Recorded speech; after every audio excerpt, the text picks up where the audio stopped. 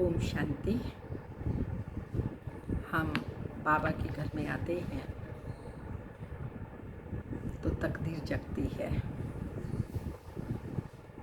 Course करते हैं तो तकदीर ऊंची बनती है, और पुरुषार्थ करते हैं और पुरुषार्थ में भी तीव्र पुरुषार्थ है तो 21 जन्मों के लिए हमारी तकदीर बन जाती है। तो बाबा ने आज कहा है तुम यहाँ पर आते हो ऊंची से ऊंची तकदीर बनाने के लिए। बाप बच्चों की तकदीर बनाते हैं। फिर बाबा ने कहा भक्ति मार्ग में एक आदत बनी हुई है, जो आदत यहाँ पर तुम्हें नहीं होनी चाहिए। भक्ति मार्ग में हाय राम, हाय भगवान, कोई भी शब्द में कुछ ऐसा होता है तो हाय बोलते हैं। तो बाबा ने कहा ये आदत आपको यहाँ मिटानी है। हाय नहीं, ओहो बाबा, मीठा बाबा, प्यारा बाबा, मेरा बाबा, यह कह करके बाप को याद करना है। शब्द वो हों जिससे हमारे जीवन में खुशी आ जाए और दूसरे भी खुश हो जाए। वो शब्द भी हमारे मुख से ना निकले जिससे हम स्वयं भी दुखी हों और भी दुखी हो जाए। तो सुनते हैं 19 तारीख के बाबा के साकार अनमोल धारणा युक्त मधुर महावाक्य। मीठे बच्चे, तुम बाप के पास आए हो अपनी ऊंची तकदीर बनाने। जितना श्रीमत पर चलेंगे उतना ऊंच तकदीर बनेगी। क्वेश्चन, भक्ति की कौन सी आदत अभी तुम बच्चों में नहीं होनी चाहिए? आंसर है भक्ति में थोड़ा भी दुख होगा, बीमारी होगी तो कहेंगे हे राम, हे भगवान। हाय हाय करने की आदत भक्ति मार्ग में होती है। अभी तुम्हें कभी भी मुख से ऐसे बोल नहीं निकालने हैं। तुम्हें तो अंदर ही अंदर मीठे बाबा को प्यार से याद करना है। गीत के बोल हैं, तकदीर जगा कर आई हूँ, मैं नई दुनिया बसा कर लाई हूँ। ओम शांति। हर एक मनुष्य पुरुषार्थ करते हैं सुख और शांति की तकदीर बनाने। साधु संत सन्यासी आदि कहते हैं हमको शांति चाहिए, दुख हरो सुख दो। समझते हैं भगवान ही मनुष्य मात्र का दुख हरता सुख करता है। अब भगवान को मनुष्य जानते तो है ही नहीं। तुम तो कहते हो शिव बाबा, ब्रह्मा विष्णु शंकर को बाबा नहीं कहेंगे, वह देवता है। भगवान को ही बाबा कहेंगे, वह है निराकार जिसकी पूजा करते हैं। बाबा तो एक लौकिक भी है, यह फिर कौन सा बाप है? यह आत्मा कहती है वह निराकार बाप है। वह भी निराकार है, हम आत्मा भी निराकार हैं। साकार बाबा होते हुए भी आत्मा उस बाप को भूलती नहीं है। गॉड फादर है तो हम उनके बच्चे हैं ना। यहाँ कहते हैं परम पिता, अंग्रेजी में कहते हैं गॉड फादर, सुप्रीम सोल, सबसे ऊंचा। लौकिक बाप तो शरीर का रचयिता है और वह है पारलौकिक बाप। बाप ही बैठ बच्चों को समझाते हैं। क्या समझाते हैं? कि बाप को याद करो, क्योंकि बाप से वर्षा मिलता है। तुम बाप के पास आए हो वर्षा लेने के लिए। दुख हरता सुख करता बाप ही आकर सुख का रास्ता बताते हैं। फिर वहाँ दुख का नाम निशान नहीं रहता। सतयुग में कोई भी प्रकार का दुख का नाम निशान नहीं रहता। यहाँ तो बहुत दुख है ना, पुकारते रहते हैं। अभी तो दुनिया में बहुत दुख आने वाले हैं। कोई मरते हैं तो कितना दुखी होते हैं, हाय भगवान कह रोते हैं। वही कल्याणकारी बाप है। गाते हो तो जरूर दुख हरा सुख दिया ना।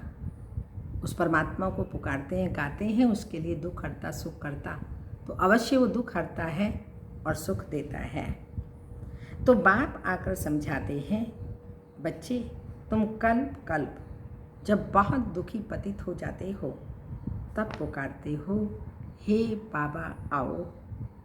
मैं कल्प कल्प आता ही हूँ संगम पर। पावन दुनिया के आदि और पति दुनिया के अंत को संगम युग कहा जाता है। यह एक ही संगम युग गाया जाता है। बाप आते हैं किस लिए? संगम युग पर आते हैं, मगर किस लिए आते हैं? सब आत्माओं की ज्योति जगाने, दुख हरकर सुख देने।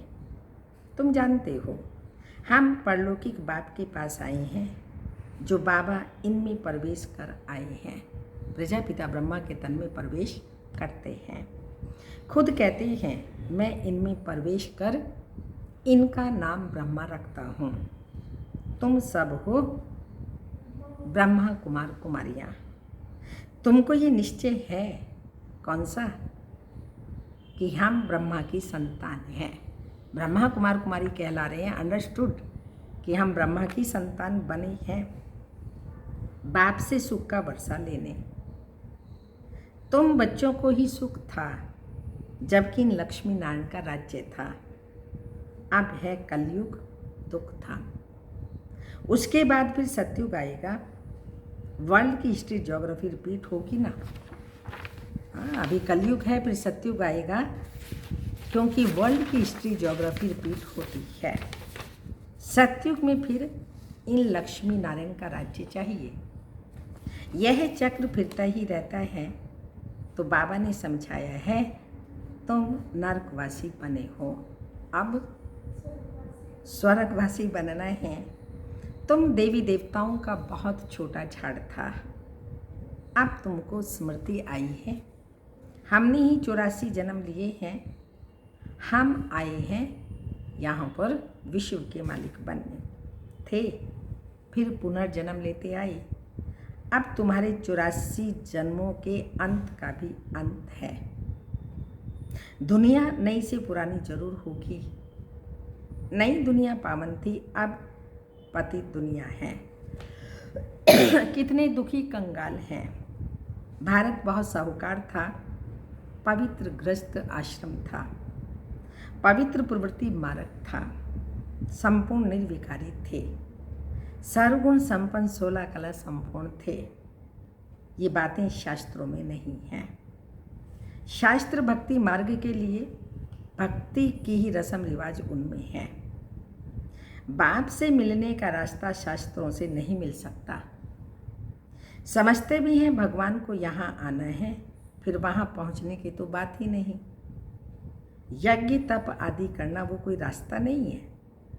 भगवान को पुकारते हैं, आओ आकर रास्ता बताओ। हमारी आत्मा तमो प्रधान बन गई है, जिस कारण आत्मा तमो प्रधान बनने के कारण उड़ नहीं सकती है, क्योंकि ज्ञान योग के पंख कट गए। बाबा ज्ञान योग दे, ये पंख लगाए तो आत्मा उड़े ना, तो उड़ नहीं सकती है, अर्थात बाप के पास जा नहीं सकती। यूं तो आत्मा एक शरीर छोड़ दूसरा लेती है, कहाँ की कहाँ चली जाती है। वो शरीर छोड़ करके जाती है, लेकिन शरीर में होते हुए आत्मा परम धाम अपने बाप के पास जाए, उसको याद करे। वो आत्मा के अंदर ज्ञान योग के पंख अर्थात शक्ति नहीं है। यूं तो आत्मा कहाँ की कहाँ चली जाती है। अमेरिका भी जा सकती है। कोई का किसके साथ संबंध होगा तो आत्मा झट वहाँ उड़ेगी, 1 सेकंड में। बाकी उड़कर अपने घर वापस जाए, ये नहीं हो सकता। पतित वहाँ कोई जा ही नहीं सकते, इसलिए पुकारते हैं, हे पतित पावन आओ। बाप जब आते हैं तो आकर समझाते हैं, मैं आता ही तब हूँ जब सारी दुनिया पतित है। पतित दुनिया में एक भी पावन नहीं। समझते हैं गंगा पतित पावनी है, इसलिए जाते हैं स्नान करने, परंतु पानी से कोई भी पावन नहीं हो सकता।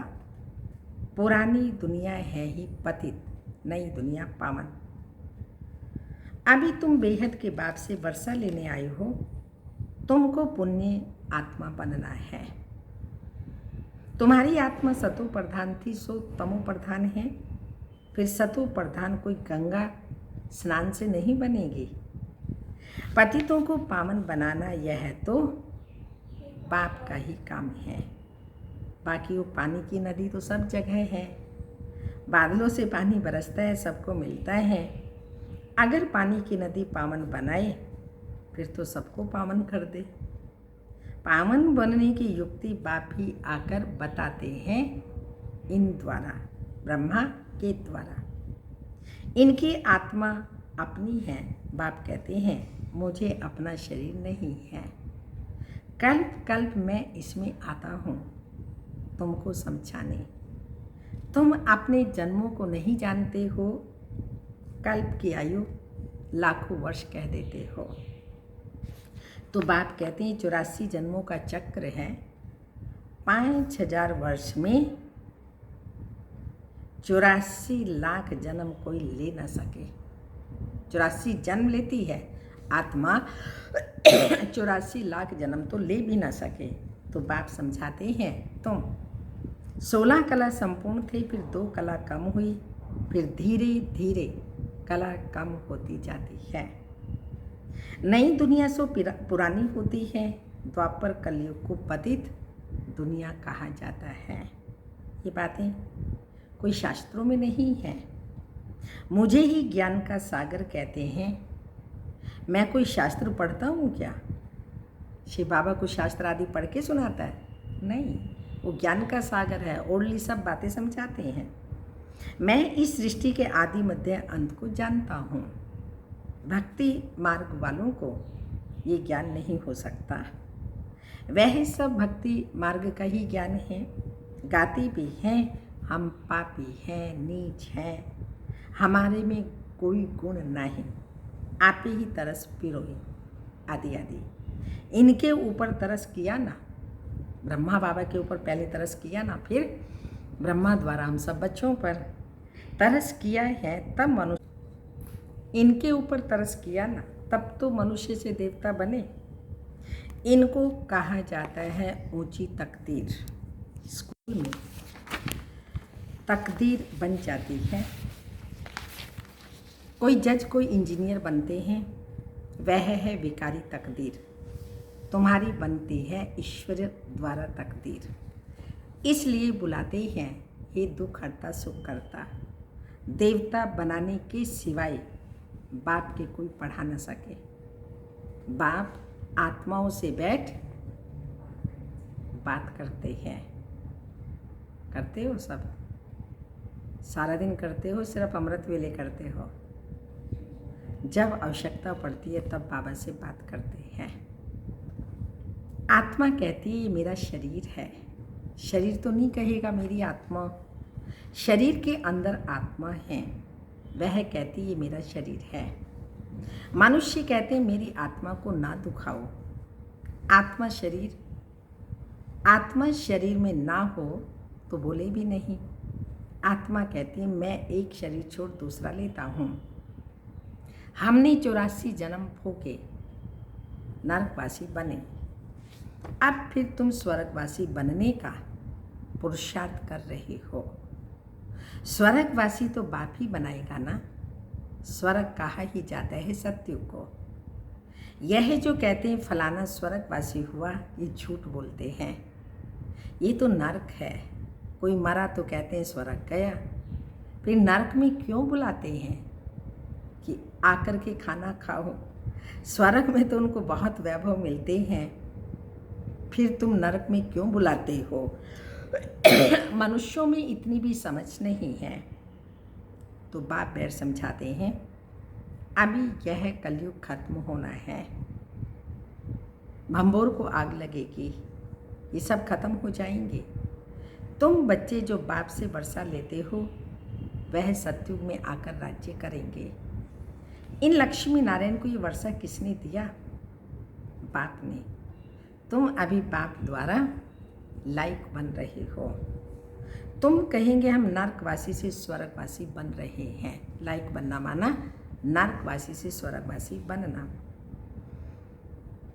बाप कहते हैं स्वर्गवासी मैं नहीं बनता, मैं तो परम धाम में रहता हूँ। नरकवासी स्वर्गवासी तुम बनते हो। आत्मा का निवास स्थान शांति धाम है, फिर तुम सुख धाम में आते हो, यह दुख धाम है। इनका विनाश होना है, यह भी किसी को पता नहीं है कि भगवान ब्रह्मा तन में आकर राजयोग सिखाते हैं। वह समझते हैं कृष्ण आया, कृष्ण के तन में भी नहीं कहते, कृष्ण को भगवान कह न सके, वह तो विश्व का मालिक है, लिबरेटर सबका एक है, वह है सुप्रीम परम आत्मा। दुनिया में कोई भी सत्संग नहीं होता जहाँ ऐसा समझे कि हम बाप से स्वर्ग का वर्षा लेते हैं। पति से पावन बनाने वाला तो एक ही बाप है। बाप कहते हैं, मैं तुम्हारा सच्चा गुरु हूँ, तुमको पावन बनाता हूँ। बाकी गंगा का पानी पावन बना नहीं सकता। यह तो पाप आत्माओं की दुनिया है। जब मनुष्य तमो प्रधान है तो तत्व भी तो तमो प्रधान हुए ना, और वह पानी तो शरीर की मैल खत्म कर सकता है, बाकी आत्मा को पावन कैसे बना सकता। तो बाबा बता रहे हैं तमो प्रधान बनना ही है। तुम भक्ति नहीं करते हो, हाय राम भी नहीं कहेंगे, वह तो तुम्हारा बाप है, तुमको पढ़ा रहे हैं, हे भगवान आओ, हे राम भी नहीं कहना चाहिए। परंतु बहुतों में ये आदत पड़ी हुई है तो अक्सर निकल पड़ते हैं। तुमको बाप कहते हैं मुझे याद करो तो तुम्हारे विकर्म विनाश होंगे और तुम मेरे पास आ जाएंगे। याद एक को ही करना है। बाप कहती है तुम्हारा अंतिम जन्म है, अभी वर्षा लिया सो लिया, फिर कभी पा नहीं सकेंगे। तब कहा जाता है अब नहीं तो कब नहीं। अब संगम युग पर पुरुषार्थ नहीं किया वर्षा लेने का, सतयुग में जाने का, तो कभी भी ले नहीं सकते। बाप ने समझाया यह जो अपने को हिंदू कहलाते हैं वह असुल देवी देवता धर्म के हैं। क्रिश्चियन धर्म वाले कभी नाम नहीं बदलते, बल तमो प्रधान है तो भी क्रिश्चियन धर्म में ही है। तुम देवी देवता ही हो, परंतु पतित होने के कारण अपने को हिंदू कह देते हो, अपने को देवता नहीं कह सकते। यह भूल गए हम असुल देवी देवता धर्म के थे। अपने को देवता धर्म वाला कोई नहीं कहलाता क्योंकि विकारी है। यह देह अभिमान है। बच्चों को बहुत अच्छी तरह समझाया जाता है, यहाँ कोई साधु संत आदि नहीं है, हम व्यापारी हूँ फलाना हूँ, ये सब देही अभिमान है। अभी तुमको देही अभिमानी बनना है। देही अभिमानी बनने में ही मेहनत है। तुमको बाबा से वर्षा लेना है तो बाप को याद करना है। कम काटे दिल याद दे। कर्म करते हुए भी बुद्धि योग परमात्मा के बाबा के साथ रहे, कर्म योगी बने। कोई भी कर्म करे, कर्म कॉन्शियस होकर के नहीं पर सोल कॉन्शियस होकर के कर्म करें तो ऑटोमेटिकली बाबा की याद रहेगी। तो बाबा कह रहे हैं तुम आशिक हो, मैं एक माशूक, सबका सदगति दाता एक माशूक हूँ। वो आते ही तब हैं जब सबकी सदगति देनी होती है, अर्थात स्वर्ग की स्थापना होती है। दुख का नाम निशान फिर गुम हो जाता है। अभी तुम बच्चे यहाँ आए हो, किस लिए आए हो यहाँ? तुम बच्चे यहाँ आए हो बेहद के पाप से स्वर्ग का 21 जन्मों के लिए सदा सुख का वर्षा पाने। और कोई भी मनुष्य मात्र किसी को स्वर्ग का मालिक नहीं कह सकते। शिव बाबा भारत में ही आते हैं, आकर भारत को स्वर्ग बनाते हैं। जिसका यादगार बाबा भारत में आते हैं, जिसका यादगार भारत में शिव जयंती भी मनाते हैं, परंतु भूल गए कि बाबा से हमको स्वर्ग का वर्षा मिलता है। अच्छा, मीठे मीठे सिक्की लदे बच्चों प्रति माता पिता बाप दादा का याद प्यार। Good morning, diamond morning. रूहानी बाप की रूहानी बच्चों को नमस्ते। हम बच्चों की माता पिता बाप दादा को याद प्यार। गुड मॉर्निंग, डायमंड मॉर्निंग, ओम नमस्ते। तो आज बाबा ने बच्चों को जो पढ़ाई जिससे ऊंची तकदीर बनती है, इतनी ऊंची तकदीर जो भविष्य 21 जन्मों के लिए बाबा वर्षा दे देता है। तो इसलिए बाबा ने कहा तुम यहाँ पर आते हो अपनी ऊंची तकदीर बनाने के लिए। तुम्हारे मुख से कभी भी हाय राम ओ राम नहीं निकलना चाहिए। मीठा बाबा, प्यारा बाबा, ओ बाबा, वाह ओ मेरा मीठा बाबा, आदि आदि ये निकलना चाहिए। फिर बाबा ने कहा मैं हूँ माशूक और तुम हो आशिक। इसलिए कहा हथ काट दे दिल याद रहे। कर्म करते हुए भी दिल सदा बाबा में लगा रहे। तो कर्म हमारे 21 जन्मों के लिए क्या बन जाएंगे? अकर्म शुद्ध श्रेष्ठ कर्म बन जाएंगे। मैं बच्चों को आता हूँ अच्छी तरह से विश्व का मालिक बनाने, स्वर्गवासी बनाने। मनुष्य नरकवासी हैं, समझते गंगा स्नान आदि से पावन बन जाएंगे।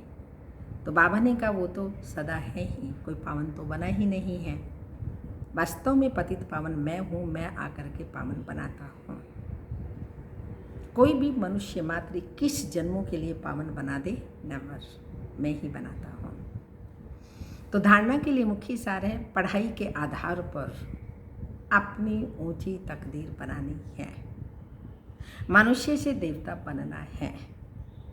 पावन बनकर ऐसे नहीं जा सकते हैं जब तक पावन नहीं बने। पावन बनकर वापस घर जाना है, फिर घर से नई दुनिया में आना है। रोज़ बाबा ये प्रोग्राम दे देते हैं कि घर जाओ और फिर घर से वापस इस दुनिया में, मगर स्वर्ग में आना है। सेकंड पॉइंट है हाथों से काम करते एक बाप की याद में रहना है। कोई भी उल्टी बात ना सुननी है और ना सुनानी है। उल्टी बातें ना सुननी है और ना ही सुनानी है।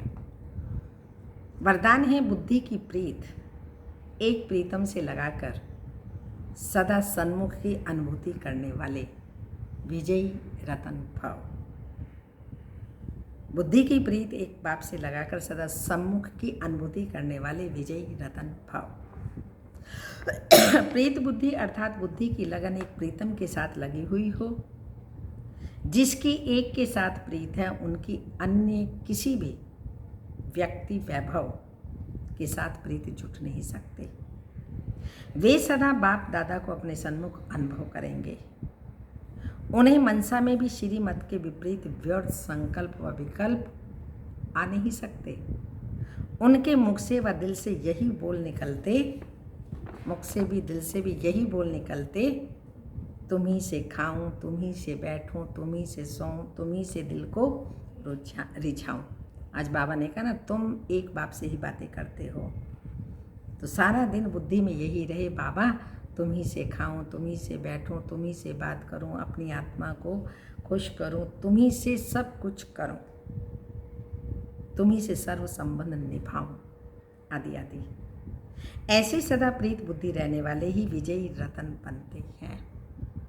स्लोगन, चाहिए चाहिए का संकल्प आना भी रॉयल रूप का मांगना है।